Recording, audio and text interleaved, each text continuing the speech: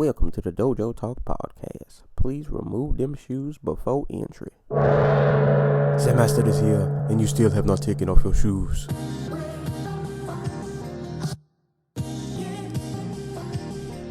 Yeah.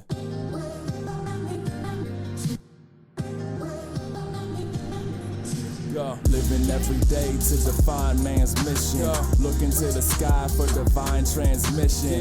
Deaf man's vision makes the blind man listen. Eyes on the prize, this is blind ambition. Thank you. Blind ambition. Welcome to another edition of the Dojo Talk Podcast. We are on episode 30. 30. We're going to say 30. I've recorded too much these last couple of days, so we're just going to go with 30. That sounds like a good number. I'm back with my host, the Anti-Cool. It is a very hot, humid, muggy, deadly day on the East Coast. What's going on, man? I was wearing a hoodie last week. Right. You know what's weird is, like, as hot as it is, I still bring my hoodie to my job because You don't know what's going to happen. Yeah. Like, we could go in the morning, it'd be 90 degrees. By the time we come out at like 6 o'clock, it'll be like 60. And then, I don't know about where you work, but we do this weird thing with the air conditioner where, like, it'll be like 30 degrees for a couple hours, and then it'll get hot again, and then it gets cold again. So I have to keep the hoodie disposable. It has to always be there. This one girl at work, I work at the library. We have a little desk heater. So, like, for when it gets cold, she still uses it. It's the middle of June. Because sometimes it just gets so cold in there. Man, it's real. This weather. So, I guess we'll just start off with that. So, a few disclaimers. You guys might hear my fan in the background. You may hear his air conditioner. I have no AC in my house right now, so it's hot. Like, it is unbearably hot. My laptop, it's not broken, but my screen doesn't work anymore. So I have an HDMI cord running from a broken laptop screen to my TV, but somehow my TV is projecting what my screen should be showing. I don't know how that works, but it's working, so I'm not going to complain. But I'm at an awkward angle recording. You were smart about it. I had to be resourceful. My last computer was the same thing as yours, except my screen was like shattered into a million different pieces, and it wouldn't turn on anymore, like yours. So I just got a new one. Well, I need to get a new one. I got some damage on this laptop, boy. It's been through the ringer. But yeah, I'm hopefully the audio isn't bad on my end, you guys. If it is, it's because I have to hold my microphone for this entire podcast, so I'm going to try not to put it too close to my face. And at the same time, I don't want it too far away so you don't hear me. So bear with me. It's hot. It's, we're going to make it work, though. We're going to make it work. So today, we got, definitely got some fights to talk about. A lot of bodies got caught on this main card. A lot of fights did not go the distance, which was a good thing. It made it pretty easy to rewatch a lot of these fights. I guess we will just start from the top. Mark Hunt, Derrick Lewis. I was definitely looking forward to this fight. I can't even say this played out the way I thought it would. I don't really know what I thought was going to happen. Well, actually, you know what? I didn't think it was going to go... I think it went 4 rounds. I didn't think it was going to go 4. I thought somebody probably would have got KO'd by, like, the second. But, yeah, it was weird. Derrick Lewis had this whole, the thing that I hate most to see when people keep their back against the cage.